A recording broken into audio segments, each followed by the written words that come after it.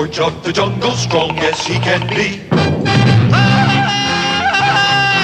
Watch out for that tree. George of the jungle lives a life that's free. Watch out for that tree. When he gets in a scrape, he makes his escape with the help of his friend, an 8-day-day. Then away he'll schlep on his elephant ship, while Fella and Ursula stay in step. Well, George of the jungle, friend to you and me. Watch out for that tree. Watch out for that tree. George of the jungle, friend to you and me.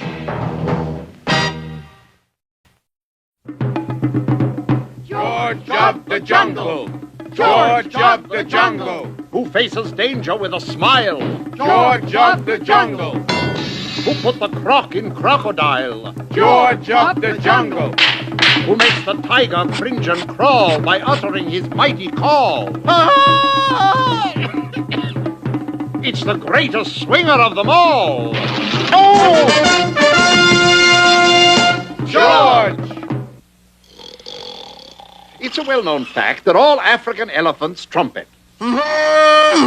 It's a lesser-known fact that they all trumpet in the same key, F sharp. It's a very little-known fact that there's only one elephant in the world that trumpets in a different key, E flat. And that E flat elephant is the personal property of George of the jungle. Up, Shep. Sit. Good dog. George, Oh, hi, fella. for the last time, I am not a fella, and that isn't a dog. It's an elephant. Me, George. You, Jane.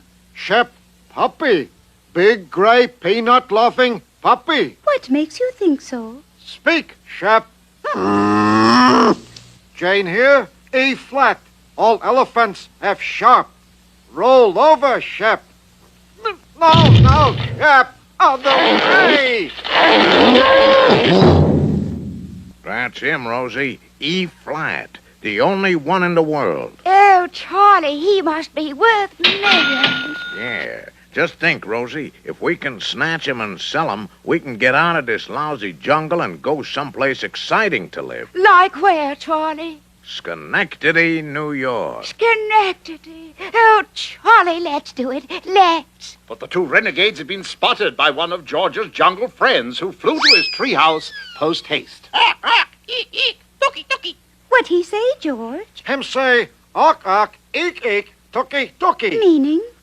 Charlie Fowler and African Rose here to steal elephants. In that case, you'd better go and check the elephant herd. Better yet, George, go check elephant herd. How did you ever think of that? Animal instinct.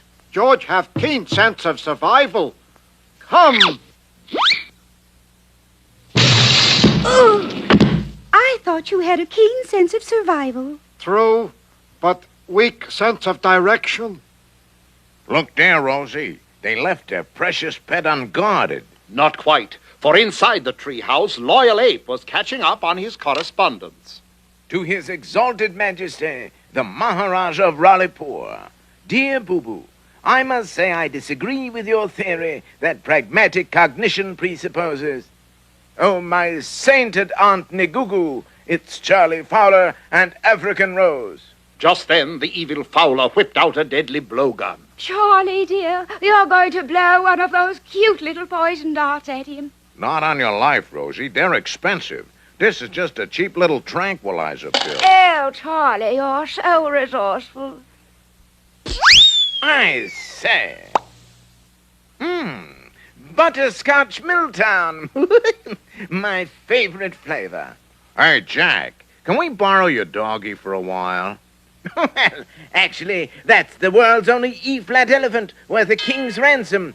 But, oh, I couldn't care less. Okay, Jumbo, into the truck. Meanwhile, back at the herd, All elephants here, George. Count them on fingers and toes. How many are there? 23. But just then the jungle messenger arrived excitedly. What happened to Tookie Tookie? Dookie, dookie. Don't tell me somebody stole Shep. Jane getting pretty good at Tookie Tookie. Come, You swing through the trees, George. I'll walk. George, go like wind. Ah!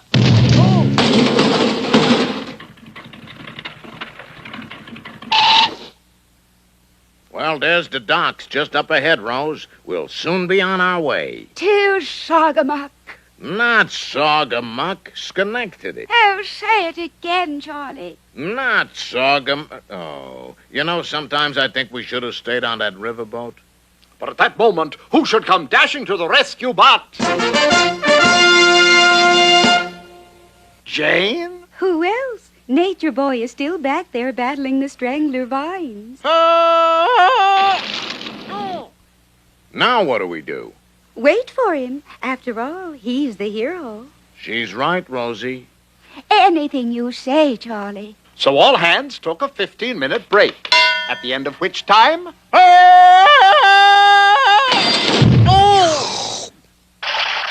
George here to save faithful doggy. Hands up, George of the Jungle. This is the end of the vine. Oh, Charlie, that's very amusing. Yeah, well, I had 15 minutes to think it up. What will you do now, George? No fear, Jane. George now call lions. Lions come and save Shep.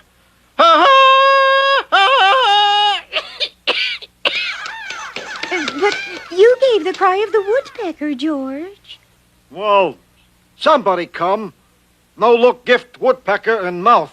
Sure enough, within seconds, the busy woodpeckers had picked the cage to sawdust and freed Shep. But not you, you jungle jerk. Roll over, Shep. Other way, Shep.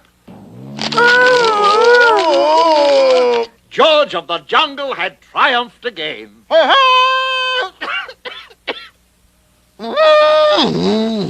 Charlie, did you hear that? What was it? F sharp. F sharp? Well, that means that elephant's voice is changing. Oh, George, we're losing our baby. Well, you can have him, George. He's just like any other elephant now. Not elephant. Shep, good doggy. Him come when I call. Him sit up. Him roll over. Other way, Shep! Other way!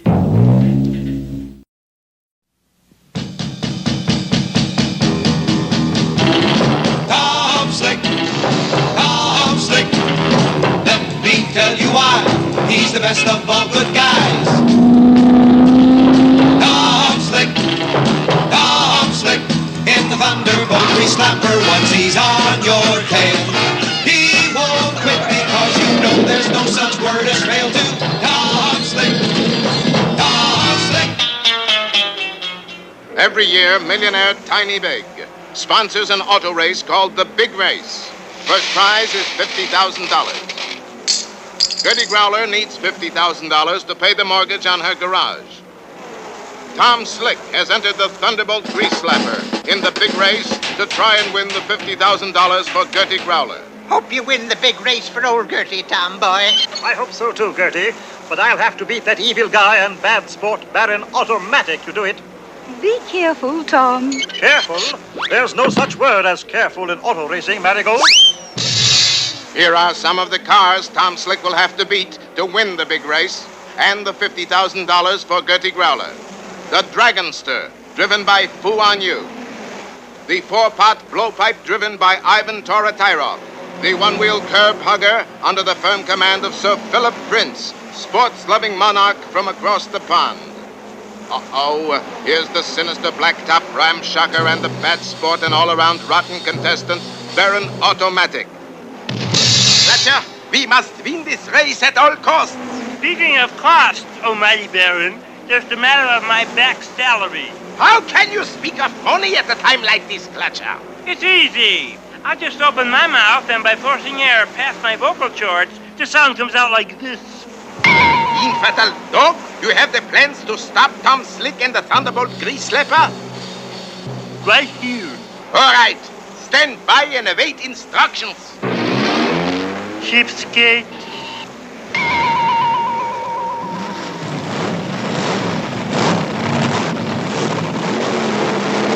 The race has begun, and Tom is in the lead. Come on, Tom. Old Gertie's garage is counting on you, boy. Baron Automatic is next to last, just ahead of Sir Philip Prince and the one-wheel curve hugger. It's a wonderful day for a race. You can see all the cars from last place. versus Tom Slick is in the lead. We will see about that. Baron to Klatscher. Yes, master. About that back salary. All right.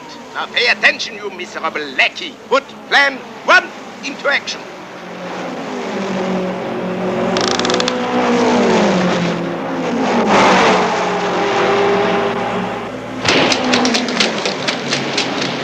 That should let some air out of Tom Slick's chances. Oh, Tom has a flat tire. And old Gertie doesn't have a garage. Look, Gertie. Thanks for the hand, Sir Philip, but you have your own race to run. Never had a chance on my own, old boy. Drive on to victory. Blasted Royal Ninny has punctured a perfectly dirty scheme. Klatscher, plan 2. Tom is back in the lead, thanks to the tireless efforts of Sir Philip Prince. Look, a helicopter flying right over the Thunderbolt Grease Slapper. This plan's a gasser. I say, old boy, looks like someone's trying to borrow your petrol supply. I am beginning to think there is a cheater amongst us. Here, take these. I keep them handy in case I need to take a shortcut. That is the last straw. Klatscher, plan 3. And this one better work. Speaking of work, how about that back salary? You sure got long arms, master. It takes a lot of pull to win the big race. I knew you would get to the top in auto racing, Tom Slick.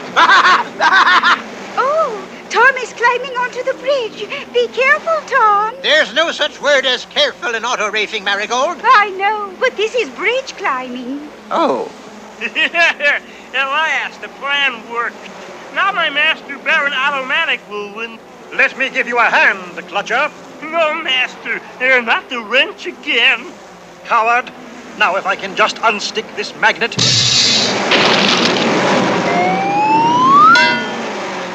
All the big magnets travel by air. Tom, hold it off. He's back in his car and going flat out to catch Baron Automatic. Come on, Tom. Pour on the coal, run up them RPMs, light up that afterburner, boy. Grab all them goodies. Easy, Gertie. I am sure he will try his best. There's no such thing as trying your best in auto racing, hon. It's winner take all. It's the last lap. Baron Automatic is in the lead, followed by the 4-pot blowpipe, the Dragonster, and coming up fast on the outside is the famous Thunderbolt Grease Slapper. Here they come for the finish. Baron Automatic still in the lead, but here comes Tom Slick. It's the Baron. It's the Thunderbolt Grease Slapper. It's the nose and the nose. It's a photo finish. I hope it develops that Tom won. The winner is Tom Slick and the Thunderbolt Grease Slapper by a nose. There you go, Gertie. Now you can pay off the mortgage on the garage. Tom Slick, you're too much cat, man. I mean like you are the most involved leadfoot entered in the big race to glory, boy. Thank you, Gertie, for whatever you said. I wonder what happened to that rat, Baron Automatic, and his evil little assistant. I have one more plan, Klatscher. To pay me my back salary? No, to pay you for ruining all my beautiful plans to win the big race. I am going to beat you to within an inch of your miserable life. Splendfabulous. Splendor-fabulous? There is no such word as splendor-fabulous in auto racing, Marigold. I know. I just like the sound of it. Oh.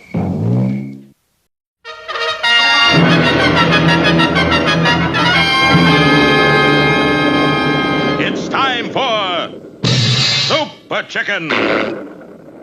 Champion of the weak, protector of the poor, uplifter of the downtrodden. Super Chicken, as you know, is in reality wealthy, mild-mannered play chicken Hunt Strongbird Jr. who, when disguised as Super Chicken, is the greatest swashbuckler of the age. Faster than a speeding bullet. Able to leap tall chicken coops in a single bound. More powerful than the 515 out of Dallas. It's Super Chicken, living example of his motto, the weak shall protect the strong. Our story starts today on the world's largest chicken ranch, owned and operated by chicken tycoon Eggs Benedict. Eggs Benedict ate with the chickens. He slept with the chickens. Day after day, he was never out of reach of those chickens. Then one afternoon, it happened. Eggs Benedict got chicken fatigue.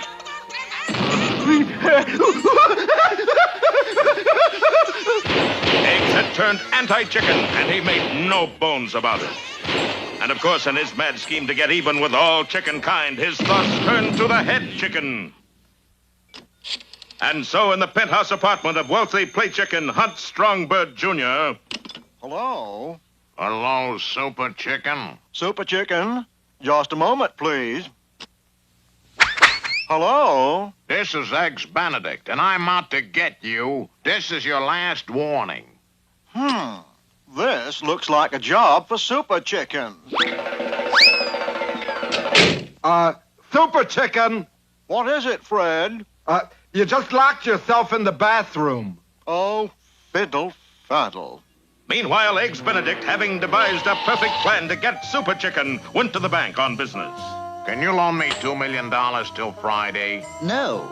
In that case, this is a stick-up. But Super Chicken's super brain had warned him this might happen, and... Drop that gun, you rogue. I have you apprehended. Eggs was sentenced to 10 years in the state pen, but he didn't mind. It was all part of his plan. Sort of a sacrifice play. When the 10 years were up, Eggs put part 2 of his plan into effect. This time he was smuggling dogs into the country. Okay, this is it. Everybody out. But Super Chicken, a master of disguise, caught him red-handed. Dog smuggling has been against the law since 1928, fella. Eggs got another 15 years. His plan was working beautifully. For due to the fact that he was able to capture Eggs so easily, Super Chicken began to develop a super ego. Hunt, in reality, Super Chicken, you are the greatest. Super Chicken, baby, I love you. So when Eggs was released again, he began to put the final phase of his plan into effect. Hello? This is Eggs Benedict, and I'm going to rob the United States Mint. Goodbye. That is definitely illegal. This looks like a job for Super Chicken. Close your eyes, Fred. Okay. Super Chicken! Where's Hunt? No time to explain now. Charge!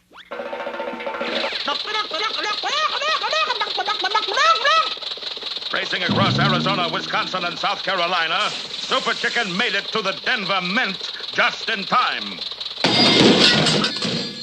So, you caught me again, Super Chicken. I did? Here, you hold the money. I'll get the cop. Now, what's all this about somebody robbing the mint? It's true, officer. Who did it? He did. The trap was sprung, and it looked bad for the overconfident chicken. His only chance was to throw his super brain into high gear. And in less than 10 minutes, he had the answer. Wait. I am innocent, and I can prove it. Close your eyes. Oh!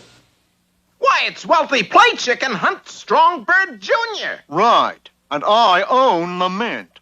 How can I be guilty of stealing what's mine to begin with? Yep, you're innocent, all right.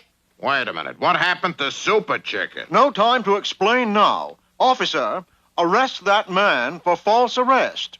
Eggs Benedict was found guilty and sent back to prison. But I'll be out of here in 99 years, and then I'll spend the rest of my life getting Super Chicken. But till that day, the mighty chicken is free as a bird to carry on his fight against evil. So when you hear that cry in the sky, you'll know it's Super Chicken.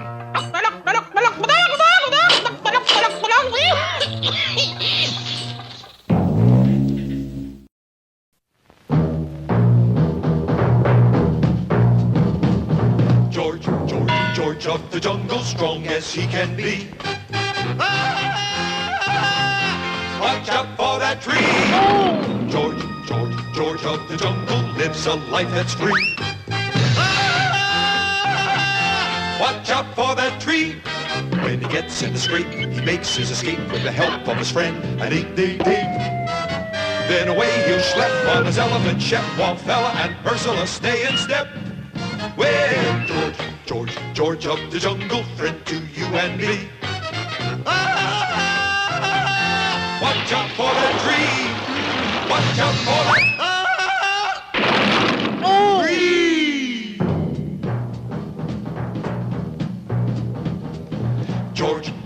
George of the jungle, friend to